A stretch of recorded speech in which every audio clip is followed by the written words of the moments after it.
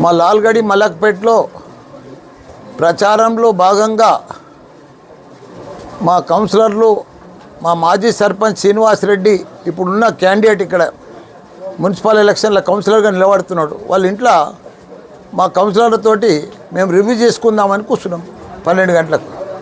నా కారు వచ్చే చూసి దారిలో వాళ్ళు కాపు కాసి పక్కకు వజ్రేష్ యాదవ్ వాళ్ళ బృందం అంతా ఒక 150 మంది కూర్చొని మేము ఇంట్లోకి రాగానే మా దాని ముంగట ఒకటి ప్రచార రథం పంపించి పెద్ద డీజే సౌండ్ పెట్టి పెద్ద మ్యూజిక్ పెట్టారు. హాఫ్ అన్ అవర్ అవుతుంది, ఆ మ్యూజిక్ నడుస్తూనే ఉంది. మేము మా వాళ్ళు రిక్వెస్ట్ చేసి జర మేము మాట్లాడుకుంటున్నాం, వినిపిస్తలేదు, ప్రచారం అప్పటిసరి నడుస్తుంది, కొద్దిగా తీసేయమన్నాం. మా మనుషులు పోయి మేము కూడా పోలే, మేము ఇదే సీట్లో కూర్చున్నా, ఇదే కూర్చున్నా. నా ముంగట టీవీ5 సత్యనారాయణ ఉన్నాడు, ఇంకా 2-3 రిపోర్టర్స్ ఉన్నారు నా ముంగట. అప్పుడు ఇక దబ్బా వంక పెట్టుకొని వజ్రేష్ యాదవ్ వాళ్ళ 150 మంది వచ్చి కొడుతూనే ఉన్నారు. ఓహో, ఇక బగాయించి లోపల కురుకొచ్చి దర్వాజా మా గన్మెన్లు దర్వాజా పెడితే దర్వాజాను కూడా నూకాడు. అవన్నీ వీడియోలు ఉన్నాయి, ఫోటోలు ఉన్నాయి. ఒక ఎస్సీ మా పరమేశ్వర్ ఆయన అయితే కొట్టి తింపి కొడితే కింద పడేసి కొట్టారు, రక్తం వెళ్ళి నెత్తి వలిగింది. ఆయన ఏందుకు ఇది దర్జన్నం? పోనీ ఏమైనా తప్పు చేసినామా? మేము వాళ్ళ దగ్గర పోయినామా? మేము మా క్యాండిడేట్ ఇట్లా మేము కూర్చొన్నాం. మేము రిపోర్టర్స్ ఉన్నారు, సాక్షిగా ప్రతి ఒక్కరు ఉన్నారు, మా గన్మెన్లు ఉన్నారు. వాళ్ళని ఖాళీ ఎట్లా తప్పు తీద్దామా అని చూస్తున్నారు. వాళ్ళు మా ఇంటి పక్కకే మేము ఇట్లా వస్తున్నామని తెలిసి వాళ్ళకు మా పక్కకే కాపు కాసుకొని కూర్చున్నారు వజ్రేష్ యాదవ్. ఆయన కూర్చుంటే ఆఫీస్లో కూర్చోవాలి, కానీ ఇంటి పక్కకే ఎందుకు కూర్చోవాలి?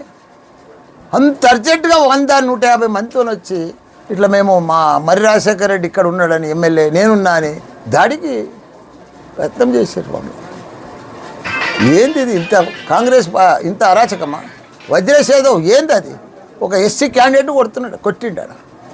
డైరెక్ట్ వీడియోలు ఉన్నాయి పోలీసు వాళ్ళ ముంగట. దాని తర్వాత కూడా మేము మళ్ళీ లోపట్టే కూర్చున్నాం.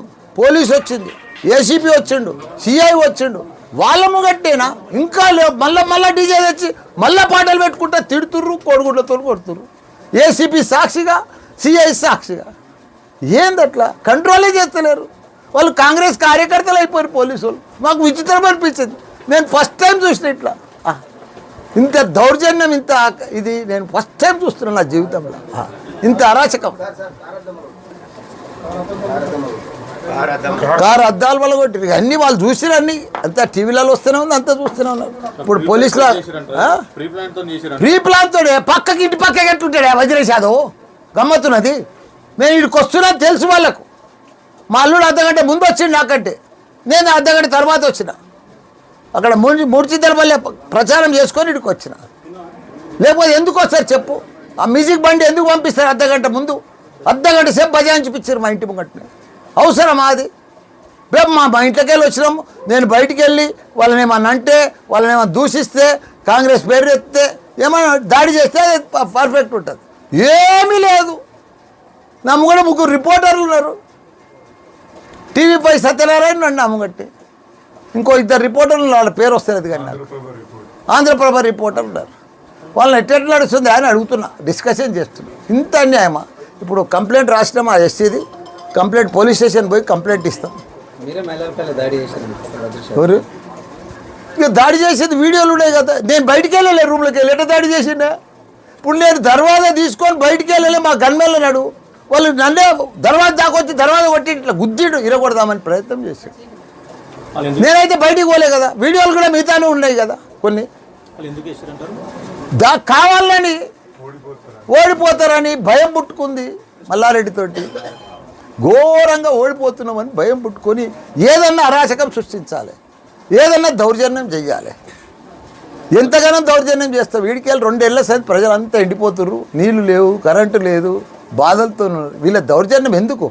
వజ్రేష్ యాదవ్ ప్రెసిడెంట్ అయ్యండా జిల్లాకు, ఎట్లుండాలి పెద్ద. ఇక్కడ దర్వాకు మా గేట్ కూడా కూర్చుంటూ మేము ఏమైనా చేసినాం ఆయనను? మేము దర్వాజలకి వెళ్ళి బయటికి వెళ్ళలే. ఇప్పుడు మేము కూడా కంప్లైంట్ ఇచ్చినాక పోలీసు వాళ్ళని అడుగుతాం.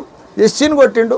ఇప్పుడు ఆ సెంట్రల్ కమిషన్కు, ఎస్సీ కమిషన్ కూడా పెట్టినాం వీడియోలు స్ట్రిప్పింగ్లో. ఇప్పుడు ఎలక్షన్ కమిషనర్ కూడా పెడుతున్నాం, అన్ని ప్రింట్ అవుతున్నాయి ఆ ఫోటోలు. ఇప్పుడు అందరికి సిపి తానికి కూడా పోతాం.